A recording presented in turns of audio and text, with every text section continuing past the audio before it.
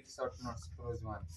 अब इसको हम 2 पेज में लिखे हैं, यहाँ से लिखे हैं, एकदम ताजा है, गरम गरम। तो लिखा है ना chapter overview prose 1, 1 page 2 page खत्म, और सारा बात जितना क्वेश्चन है इसी से हो जाएगा, ठीक, बाकी पढ़ना जरूरी नहीं। यहाँ से पढ़ते हैं।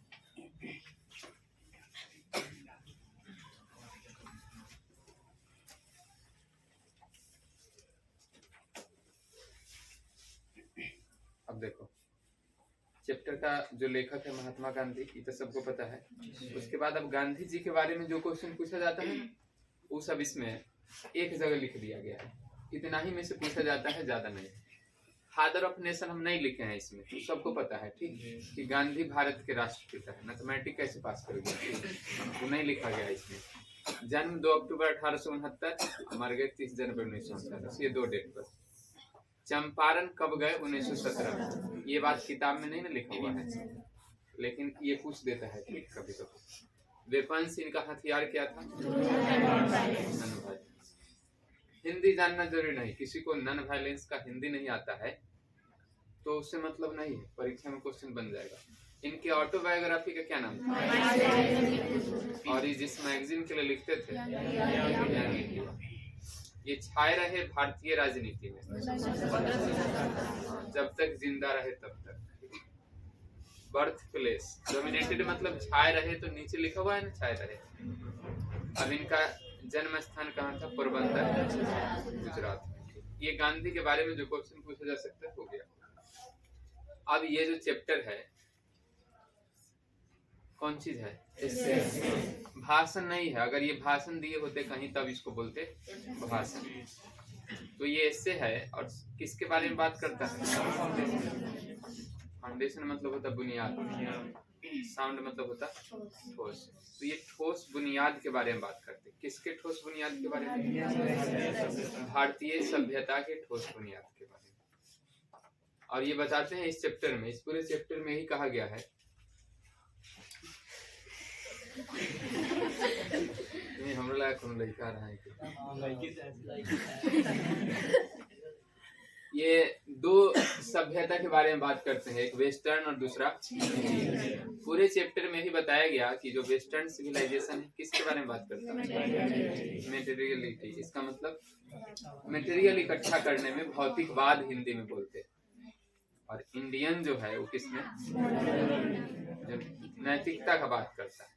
ये दोनों में सुपीरियर कौन है, इस पूरे चैप्टर में इतना ही बात बताया गया है ना, इसी को डिटेल में बताया गया है। आगे लिखा है कि रोम, ग्रीस, फराहोज, जापान, चाइना, ये सब या तो बर्बाद हो गया या फिर बदल गया, लेकिन भारत जो है स्टील ऑन फाउंडेशन अभी भी कहाँ टिका है, अपनी बुनियाद पर टिका है। यूरोप के लोग सीखते हैं किससे, और ये ग्रीस और रोम अब क्या है, हाँ, उसके पास अब कोई गौरव नहीं है। और जिसके पास कोई गौरव नहीं है उस आदमी से सीखना बेवकूफी है ना। तो ये बेवकूफ कह रहे हैं किसके लोगों को, यूरोप के लोग। भारत का ग्लोरी क्या है कि यह इमूवेबल है, इमूवेबल मतलब, और इसके खिलाफ, भारत के लोग के खिलाफ कुछ आरोप भी है। चार्ज मतलब क्या होता है, ये आरोप क्या है कि यहाँ के लोग असभ्य है, अज्ञानी है, भावशून्य, लेकिन फिर भी क्या है, अडिग है। सिविलाइजेशन का मतलब गुजराती में क्या होता है, अच्छा ये गुजराती में ही क्यों बोले, क्योंकि ये गुजरात के रहने वाले थे। और सिविलाइजेशन का मतलब होता है मोड ऑफ कंडक्ट, कंडक्ट मतलब आचरण, आचरण के तरीका को ही सिविलाइजेशन बोलते हैं, जो किस तरफ ले जाता है, ड्यूटी मतलब कर्तव्य की ओर ले जाता है। तो ये सिविलाइजेशन के बारे में इतना बात हुआ। इसके बाद ये माइंड के बारे में बताया कि माइंड को इन्होंने क्या कहा है, क्यों, क्योंकि ये हमेशा अनसेटिस्फाइड रहता है, असंतुष्ट रहता है, इस कारण इसको रेस्टलेस बर्ड कहा गया। जो हमारे पूर्वज थे उन लोगों ने क्या किया, लिमिट तय किया था। इंडल्जेंसेस मतलब हाँ, किस चीज में हम संलिप्त होंगे, किन चीजों के पीछे भागेंगे, इसका क्या तय किया था, एक लिमिट। और हैप्पीनेस कैसा कंडीशन है? मेंटल कंडीशन है। हमारे पूर्वजों ने मना किया था किससे? लग्जरीज और प्लेजर से।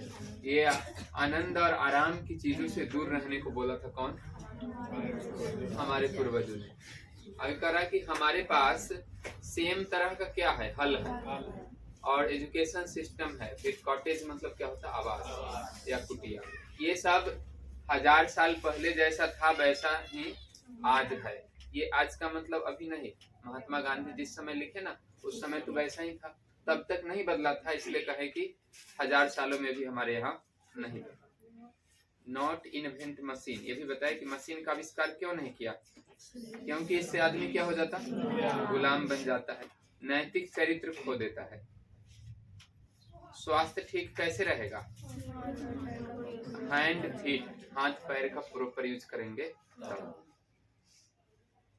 आगे ये बताया कि लार्ज सिटीज, जो बड़े बड़े शहर थे, इनको क्या कहा गया?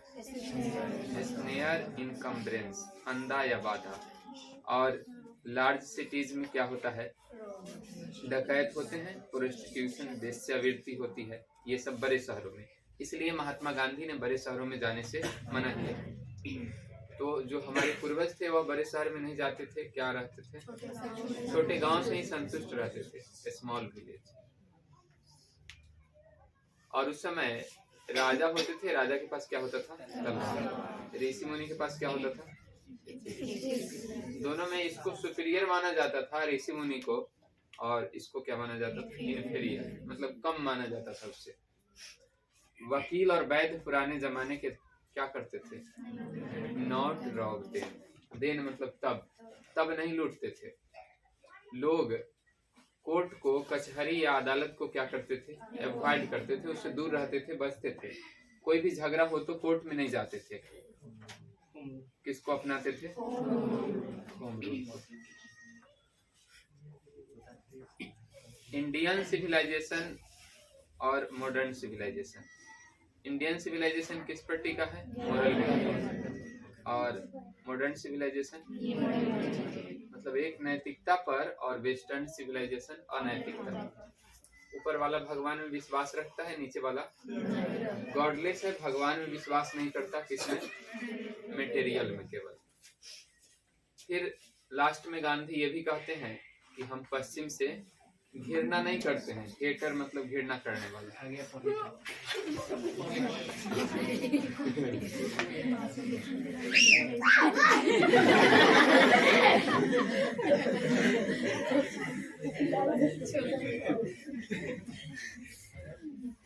तो इन्होंने बताया कि इतना बात तो बुराई किया ना ऊपर, किसका बुराई किया? वेस्टर्न सिविलाइजेशन का। किसी को भी लगा कि ये वेस्टर्न सिविलाइजेशन का बुराई करते हैं, तो लास्ट में बोल रहे हैं कि नहीं, हम हेटर नहीं है उसके, क्योंकि हमने सीखा है, गांधी ने सीखा है किससे? वेस्टर्न लिटरेचर से, पश्चिमी साहित्य से इन्होंने सीखा है। ये पढ़ के आए थे ना कहीं से। कौन चीज पढ़ के आए थे? हाँ, कानून पढ़ के आए थे। इनको क्या कहा जाता था? बैरिस्टर। अच्छा, ये जो कानून का जानकार होता है या तो बैरिस्टर होता है या फिर लॉयर होता है। ये लॉ होता है ना, इसमें ईयर लगाते हैं, ठीक। और उसके बाद एक क्या होता है? एडवोकेट। ये तीनों में अंतर क्या होता पता? कि तीनों को कहते हैं ना वकील, लेकिन तीनों अलग अलग चीज होता है, ठीक।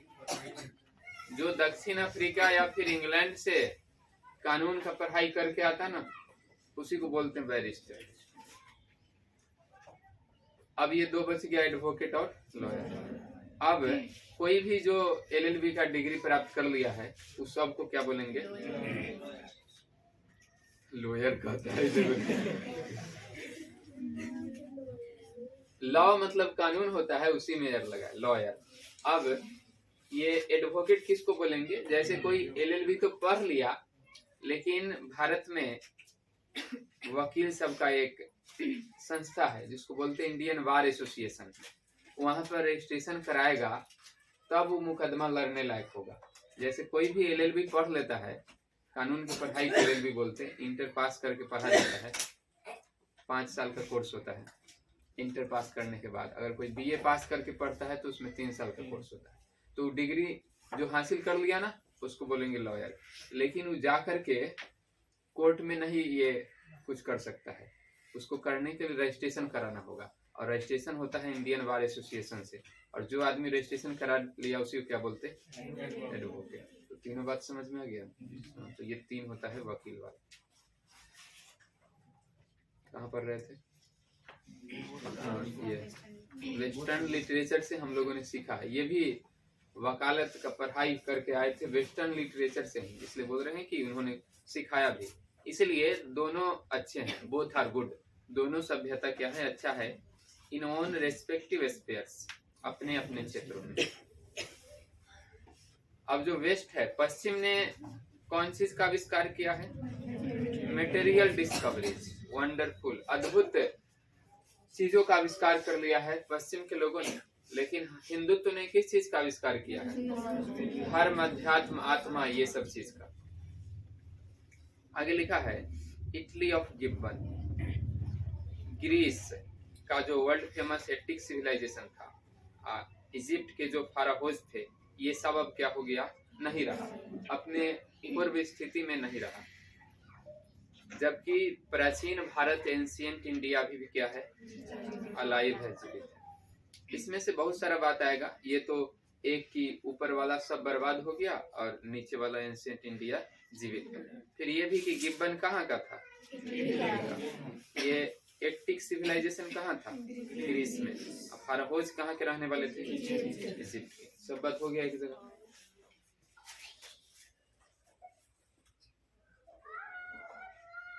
इसके बाद है India to run after golden fleece. Golden fleece मतलब क्या होता है, हाँ, ये ऐसा चीज जो बहुत कठिनाई से प्राप्त हो।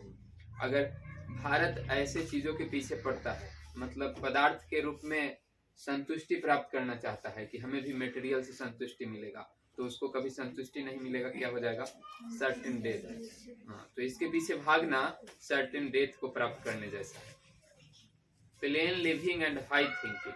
प्लेन लिविंग मतलब सादा जीवन हुआ, हाई थिंकिंग मतलब ये कहाँ के लोग अपनाते थे, देखो, बेसिस ऑफ इंडियन सिविलाइजेशन, भारतीय सभ्यता का आधार है। लेकिन ये ज्ञान किसने दिया, वेस्टर्न फिलोसफर। सिविलाइजेशन वास्तविक अर्थ में क्या है कि हम अपनी चाहतों को, वांट्स मतलब क्या होता है, उस पर क्या लगाए, प्रतिबंध या रोक लगाए, तभी जा करके हमें क्या मिलेगा, संतुष्टि और वास्तविक खुशी मिलेगा। कुछ हद तक हार्मनी एंड कंफर्ट, कुछ आराम या सामंजस्य जरूरी है, नेसेसरी मतलब जरूरी। लेकिन यही आराम यदि ज्यादा हो जाता है तो उसको क्या बोलते हैं, जिसके लिए मना किया महात्मा गांधी ने या फिर हमारे पूर्वजों ने। इन्होंने बताया कि सारा एनर्जी हमको कहाँ लगाना चाहिए, हाँ, मानवता की सेवा में लगाना चाहिए। हो गया, तो ये खत्म हो गया। हाँ हेलो, तो ये 2 पेज का है, ठीक है। हाँ, जिसको ज्यादा नहीं पढ़ना होगा 10 पेज, 2 पेज में तो सारा बात आ गया ना, कुछ छूटा नहीं ना। आदर अपने सोच करके, ठीक, हाँ, उसको खुद जानना था, तो ये हो गया। अब हम इसका ऑब्जेक्टिव देखते हैं।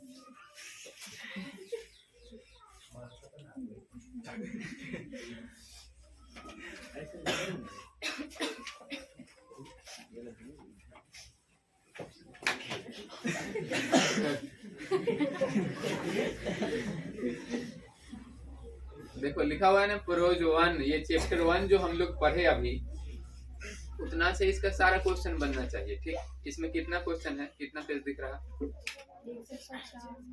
4 दिख रहा, लगभग 102 क्वेश्चन होगा, 1-2 को कवर होगा, ठीक। तो ये 102 क्वेश्चन किसी में नहीं होगा, वो सारा बन जाएगा तुमसे। आंसर नहीं दिया हुआ है, तुमको बनाना है। ये क्या होगा, ये तो चैप्टर का नाम ही पूछ दिया कि कौन लिखा है। फिर दूसरा देखना, फादर ऑफ नेशन किसको कहा जाता है, इसमें भी ये वाला हो जाएगा। बापू भी कहा जाता है और फादर ऑफ नेशन भी, ठीक। इसमें लिखा कि गांधी जी पैदा कब हुए, सब में 2 अक्टूबर है 1869, ठीक है।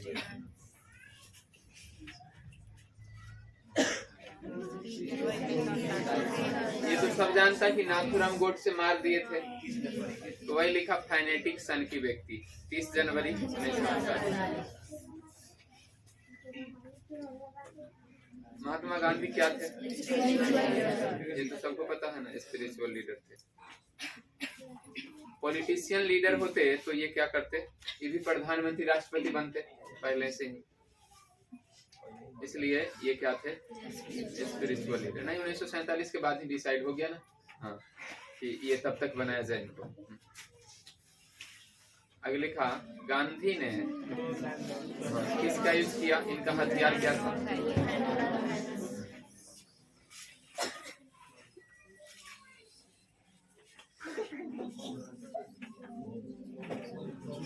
देखो होम रूल सब कह रहा है, गड़बड़ है, बिना क्वेश्चन देखे करता है। लिखा है कि महात्मा गांधी ने हथियार का प्रयोग किया किसके खिलाफ? अगेंस्ट लिखा हो तो क्वेश्चन समझ करके, ठीक। जहाँ रूल आएगा वहाँ होम रूल।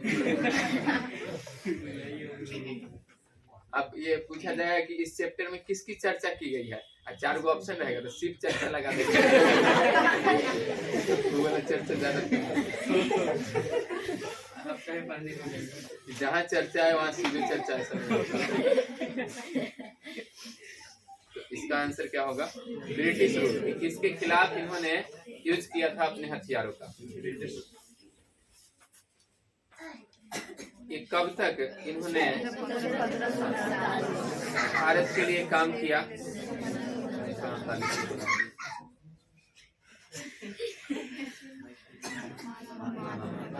इसी चैप्टर का है तो इसी चैप्टर का होगा, ठीक।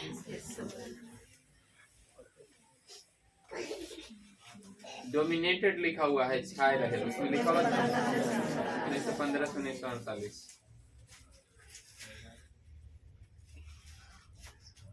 फिर लिखा कि यंग इंडिया के लिए कौन आदमी लिखता था?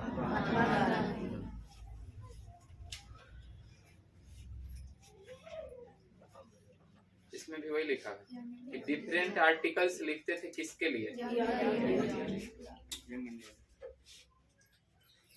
Full name of Mahatma Gandhi. देखो इसमें मोतीलाल दास, इसमें मदन दास मोहन दास, तो ये हो जाएगा बी नंबर।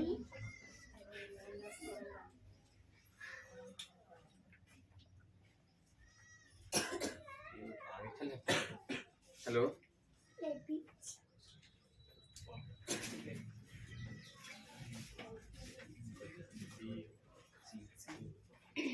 कौन चीज? जुड़वा लीजिए, चाहे 2 ले लीजिए, हाँ 2 ले लीजिए तो। हाँ 2 लेकर के उसको बनवा लीजिए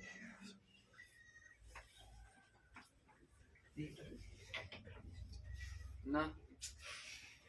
हाँ 8 रन।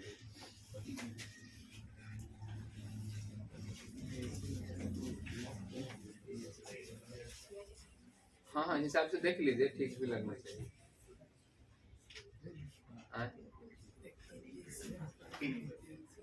हाँ ले लीजिए, ठीक।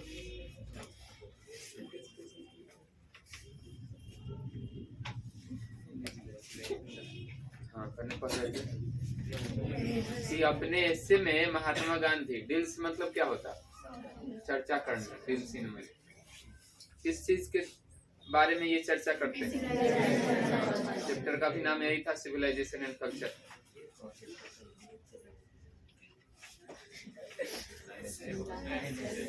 हाँ अब देखो ये क्या है? स्टोरी नहीं है, कोई कहानी, ड्रामा, कविता नहीं था, तो ये था एक्सट्रैक्ट, मतलब होता है कहीं से छाप दिया गया है, लिया गया है। तो ये किस चैप्टर, कहाँ से लिया गया था? हाँ उनके ऑटोबायोग्राफी। अब लिखा है कि इंडियन सिविलाइजेशन एलिवेट्स किसको बढ़ावा देता है? ह्यूमन बीइंग नहीं, ठीक, मानव जाति को बढ़ावा देता है, ऐसा नहीं। तब तो मानव जाति कुछ भी करे उसको बढ़ावा देना हुआ। इसमें केवल था कि नैतिकता को बढ़ावा देना, इसलिए क्या आंसर होगा? लिखा है कि कौन जो सभ्यता है not to be beaten in the world, जिसे दुनिया में अभी तक नहीं हराया जा सका। अब देखो इसमें ईस्टर्न भी है इंडियन भी। अगर नहीं होता इंडियन तो ईस्टर्न लिखते। अब ईस्टर्न का मतलब बहुत सारा देश जो इसके आसपास का है, लेकिन अंत में जो बचा भारत, ये ज्यादा बात तो उसी के बारे में करेंगे, इसलिए क्या होगा ये बात लिखा है, नथिंग कैन इक्वल द सोनवाई। हाँ, ये उस बीज की बराबरी नहीं कर सकता। ये किस बीज का बात कर रहे हैं, किसने बोया था ये? हाँ, टीचर लीडर ये सब का तो बात इसमें नहीं था, तो पूर्वज का बात होगा, एंसेस्टर। लिखा है might of dash was broken, किसकी शक्ति चूर चूर हो गई, खत्म हो गई। हाँ, माइट ऑफ फराहोज था। ठीक, फराहोज कहाँ के शासक थे? इजिप्ट के।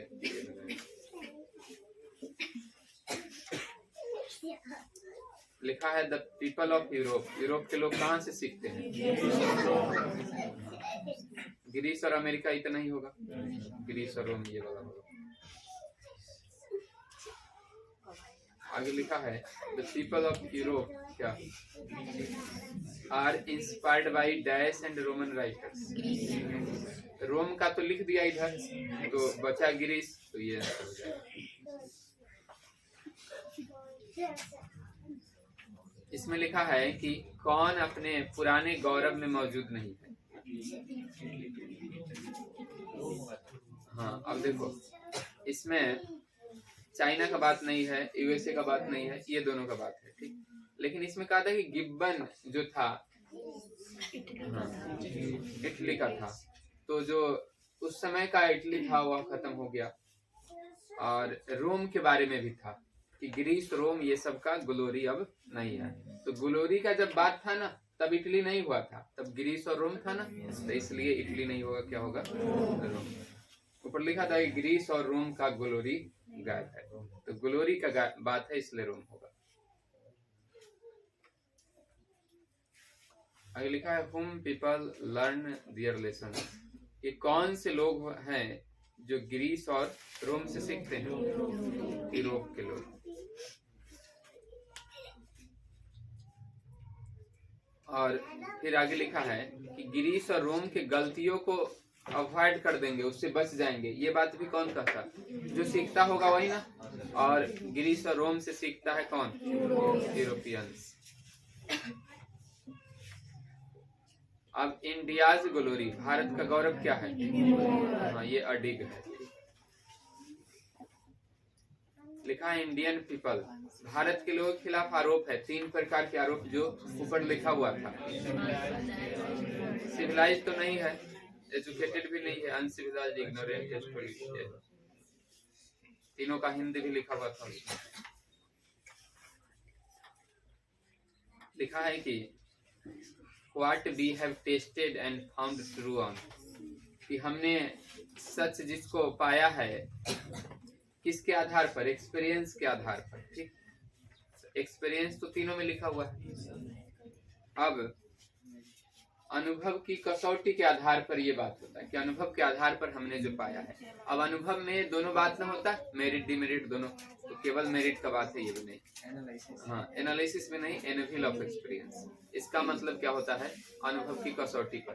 किताब में यही ना लिखा हुआ था, एनालिसिस ऑफ एक्सपीरियंस, तो ये हो लिखा है। हाँ, ये सब एक आध क्वेश्चन उस तरह का है कि किताब के कहीं से बीच में से ऐसा एक आध पूछ देता ना। Indian beauty is the dash anchor of our hope, कौन एंकर था? Sheet anchor. हमारे आशा का जो उम्मीद का किरण है, सीट एंकर। फिर कहा है कि भारत के लोगों के खिलाफ क्या आरोप है? अनसिविलाइजेशन है, बाकी समय तो नहीं है, ये वाला आंसर। फिर लिखा we dare not change what, हम उसको बदलने का प्रयास नहीं करते हैं जिसको क्या माना है? We have tested and found true, जिसको सही माना है। ठीक, तो ये हो जाएगा। इसमें तो गलती लिखा हुआ है, इसमें सीधे लिख दिया एक्सपीरियंस वाला, ए नंबर आंसर होगा। सिविलाइजेशन किस तरफ ले जाता है? ड्यूटी की तरफ।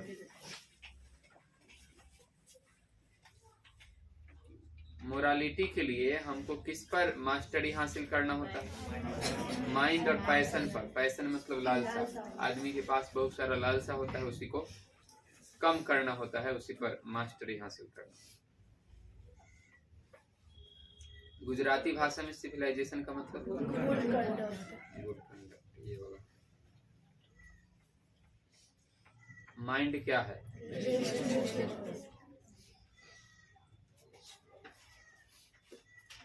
ये कौन हमेशा अनसेटिस्फाइड रहता है?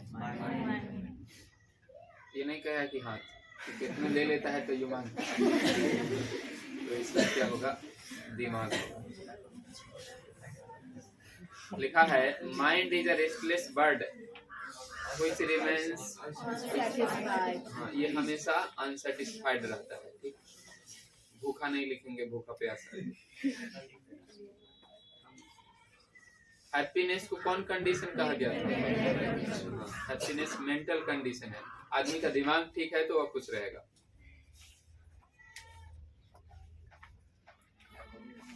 तो लिखा कि महात्मा गांधी के अनुसार हैप्पीनेस इज लार्जली अ, इसमें भी क्या होगा?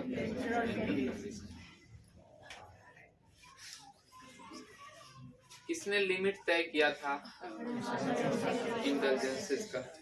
एंसेस्टर्स, पूर्वज। फोरफादर्स मतलब भी क्या होता है? पूर्वज।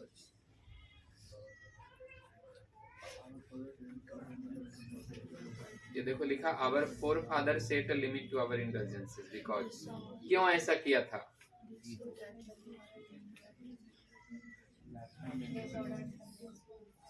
कौन आंसर होगा? इसमें तो नॉट लिखा है, नॉट लार्जली मेंटल कंडीशन। तो ये वाला होगा ना, बी नंबर। बी नंबर सही आंसर है।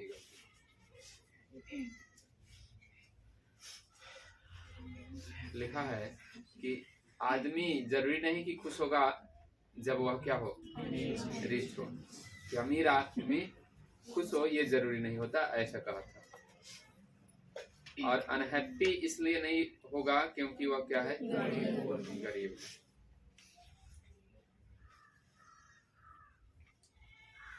ये हमारे जो एंसेस्टर थे मना किया था। डिसुएडेड मतलब होता मना करना। किससे मना किया था? Luxuries and pleasure. हमारे पास ये कोई सिस्टम नहीं है कंपटीशन का। और ये कौन कंपटीशन? किसको बर्बाद करने वाला? जीवन को बर्बाद करने वाला। ये लिखा है डेथ को बर्बाद करना, ये तो कुछ नहीं होता। मृत्यु को क्या बर्बाद करेगा? जन्म बर्बाद करना ये भी नहीं, तो बर्बाद करना जीवन। ये इसके बाद है 46। Our forefathers did not invent machinery. हमारे पूर्वजों ने मशीनरी का आविष्कार नहीं किया। क्यों? क्योंकि वे हम लोग को क्या बना देंगे? स्मार्ट तो नहीं बनाएंगे, प्राउड भी नहीं, इग्नोरेंट का बात नहीं था। मशीन के होने से आदमी आलसी हो जाता है, इससे क्या होगा?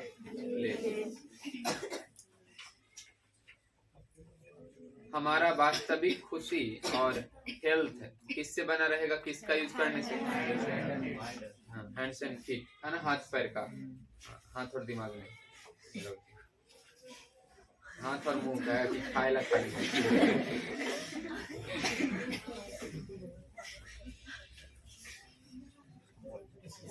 लिखा कि ये कुछ थे कैसे गांव से? गांव का बात तो एक जगह।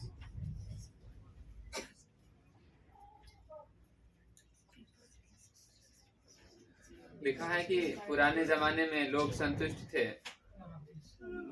शहर से। शहर, नगर, बड़े शहर ये सब तो नहीं था। इसका आंसर होगा नन ऑफ दीज में ये लिखा हुआ है कि गांव से। ठीक है, आगे लिखा है डैश और सेटिस्फाइड। ये कौन संतुष्ट थे? स्मॉल विलेज से। तो हमारे पूर्वज ये हुआ। फोर फादर्स होता तो ये सही होता। ठीक है, लेकिन इसमें फादर लिखा हुआ।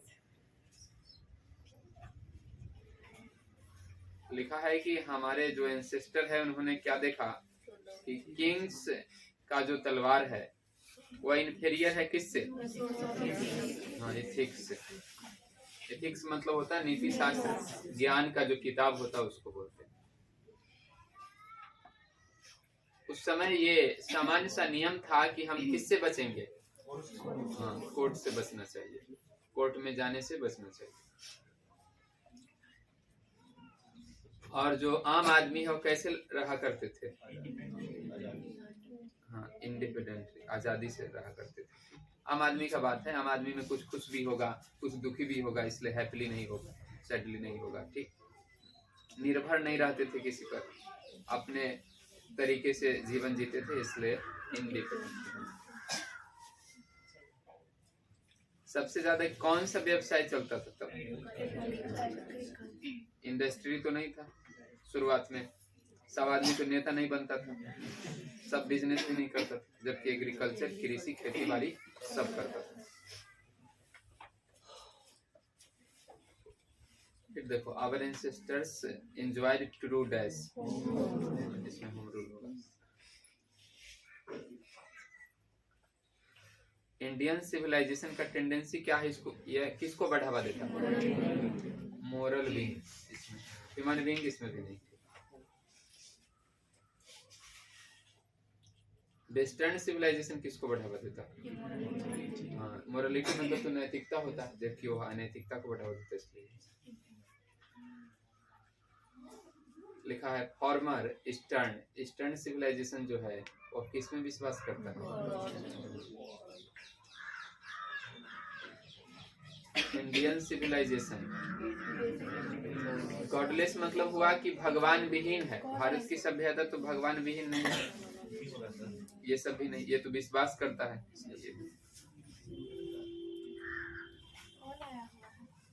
कर दो।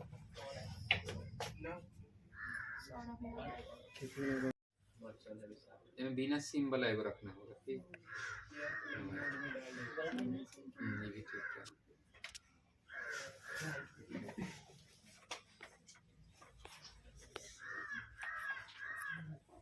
देखो यहाँ पर चाइल्ड का बात है कि बच्चा चिपक जाता है, किसका बात आएगा? माँ का, मदर्स वरिष्ठ।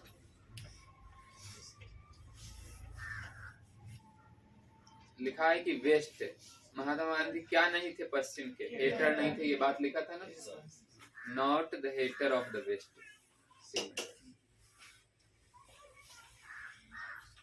मॉडर्न सिविलाइजेशन किसका पूजा करता है? मटेरियल का। ये कौन स्पिरिचुअलिज्म को बढ़ावा देता है?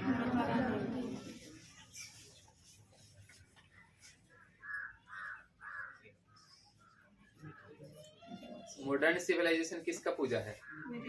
ये मटेरियल का पूजा है।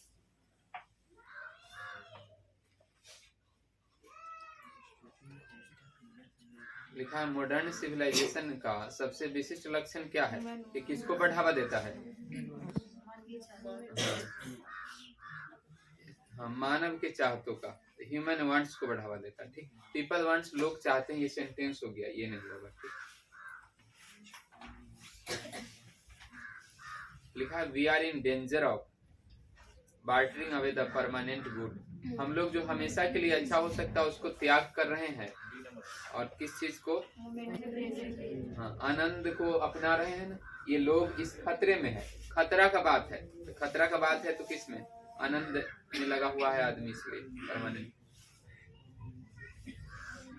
एक मिनट, इसमें लिखा है permanent good for momentary pleasure, D number होगा। ठीक है, कि एक परमानेंट था तो दूसरा मोमेंटरी होगा, ये डी नंबर। लिखा है कि वेस्ट ने, पश्चिम ने आविष्कार किया है, अद्भुत आविष्कार। ये किस चीज में आविष्कार किया? हाँ, things, material. Hinduism has made still more dash.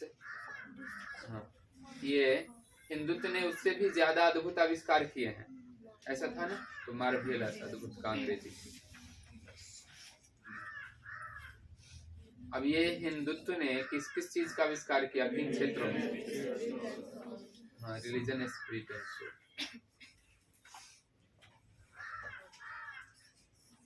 लिखा हुई science that we are dazzled by the material progress. Material progress सबसे ज्यादा किस साइंस में हुआ है? वेस्टर्न साइंस में। उन लोगों ने ज्यादा मटेरियल बनाया, ये होगा।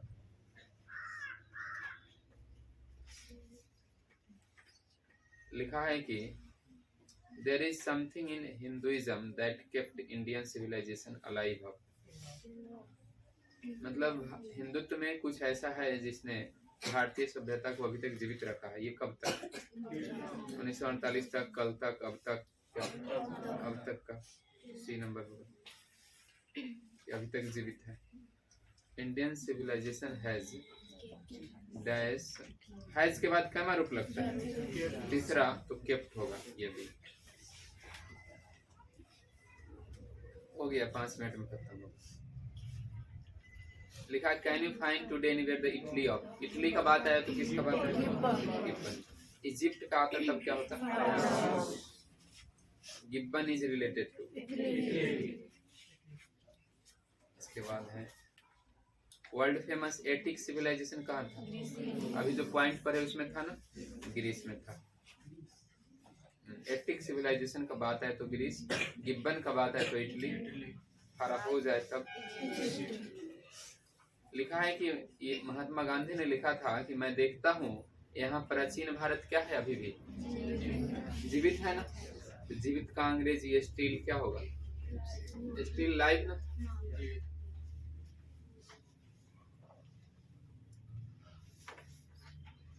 लिखा है कि हमारा जो सभ्यता है वो इस पर डिपेंड नहीं करता है, नॉट अपॉन। किस पर नहीं करता है? मतलब हम अपने चाहतों को बढ़ाते नहीं है। ये अगर नॉट नहीं रहता तब ये होता बी नंबर। अब इसमें लिखा है डिपेंड ऑन, किस पर डिपेंड करता है? इसमें रेस्ट्रिक्टिंग, मतलब हम लोग रोक लगाते हैं अपनी चाहतों को, तो बी नंबर इसका सही answer. What will mean ruin for India if we endeavor? endeavor मतलब होता है प्रयास करना। यदि हम कॉपी करने का प्रयास करते हैं तो भारत के लिए बर्बादी का कारण होगा। और किसका कॉपी करने का प्रयास करेंगे तो? हाँ, इसमें 2 जगह लिख दिया ना, एक मॉडर्न सिविलाइजेशन और वेस्टर्न। दोनों आंसर सही है, ठीक है। इन दोनों में से एक भरना हो तो हम क्या भरेंगे? वेस्टर्न।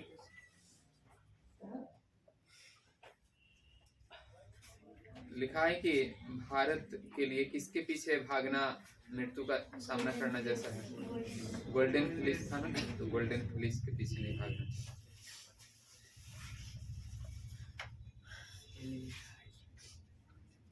ये मोटो ऑफ वेस्टर्न फिलोसफर क्या कहा था? ये हो जाएगा 1 number. Plain living and high, क्या इसमें होगा? B number. Simple living and high thinking is the base of. ये बेस पूछ रहा है किसका आधार है, कहाँ के लोग वैसे रहते हैं? गांधी जी हमेशा विश्वास करते थे किसमें? सिंपल लिविंग में। हाई रहता तब थिंकिंग लिखते थे। लिखा है civilisation in the real sense. वास्तविक अर्थ में सिविलाइजेशन किसको बोलेंगे कि हम क्या करेंगे? रोक लगाएंगे ना, तो रोक लगाने का बाद इसमें है रिस्ट्रिक्शन ऑफ वांट्स। लिखा है certain degree of physical harmony, कि कुछ हद तक आराम और सामंजस्य जरूरी है। लिखा हुआ था ना, तो जरूरी का अंग्रेजी क्या होगा? Necessary. Degree above a certain level. अब ये एक लेवल से ज्यादा यदि कोई आराम करने लगे तो क्या हो जाता है? सहायता के बजाय बाधा हो जाता है। बाधा का अंग्रेजी हिंड्रेंस। हिंड्रेंस मतलब बाधा। लिखा है कि ये जो हम अनलिमिटेड नंबर ऑफ वांट्स, असीमित मात्रा में चाहत बना लेता है और उसको सेटिस्फाई करता है, ये ठीक है या बेकार है? ये क्या है? डिल्यूजन है, मतलब भ्रम है। जैसे लोग बहुत सारे चाहतों को बनाते हैं और फिर उसको पूरा करने की कोशिश में लगे रहते हैं, इसी को क्या बोला गया? Delusion and snare. Gandhi ji hold was upon, Gandhi ji का पकड़ किस पर था? Intellectual peasants both and weak, क्या होगा? दोनों पर। हालांकि ये इस चैप्टर का नहीं है, ये हाँ 10वां चैप्टर का है। A man must arrange his आदमी को किस चीज का अरेंज करना चाहिए? Physical and cultural circumstances. ये था कि उसकी जो सांस्कृतिक परिस्थिति है और जो उसका फिजिकल, दोनों को अरेंज करना चाहिए। आगे लिखा which type of prose piece, Indian civilisation कैसा है, इससे सी नंबर हो जाएगा। गोल्डन फ्लिस का मतलब क्या होगा? वैसा चीज जो बहुत कठिनाई से मिले, गोल्डन फ्लिस मतलब होता है तो क्या होगा? Difficult to find. What is the glory of India? Immovable. European civilisation will mean dash for India. European civilisation Bharat के लिए कैसा होगा? ये तो बर्बाद कर देगा उसको, तो क्या होगा? रुइन मतलब बर्बाद। ये किसको बढ़ावा देता है? Indian civilisation.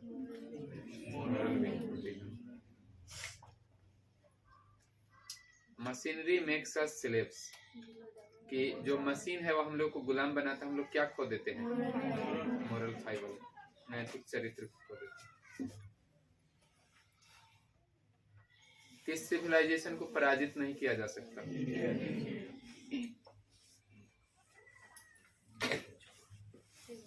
सिविलाइजेशन किसके विकास की कहानी है? हाँ, ये लोगों के विकास के बारे में न बोलता। उसमें ये थोड़े लिखता कि कुर्सी टेबल कैसे बिहेव करता है, वो तो लिखता आदमी का बिहेवियर कैसा है, उसके पास नैतिकता होना चाहिए, इसलिए पीपल होगा। फिर लिखा है कि इंडियन सिविलाइजेशन का टेंडेंसी क्या है? मोरल विन को बढ़ावा देना। ये कई बार आ गया। वी हैव बीन, बीन के बाद ग्रामर रूप लिखा था। हाँ, अगर एक्टिव वॉइस में है तो चौथा, तो क्या होगा? कॉपी। हम लोग कॉपी कर रहे हैं किसका? पश्चिम का, सिंस लॉन्ग, काफी समय से। इंडियन सिविलाइजेशन हैज के बाद हो गया खत्म। वी हैव लिखा हुआ तो क्या में रुक होगा? ये होगा borrowed। हो गया, अब नहीं अब खत्म। ठीक है, ये पहला चैप्टर का हो गया। कल दूसरा तीसरा दोनों कोशिश करेंगे।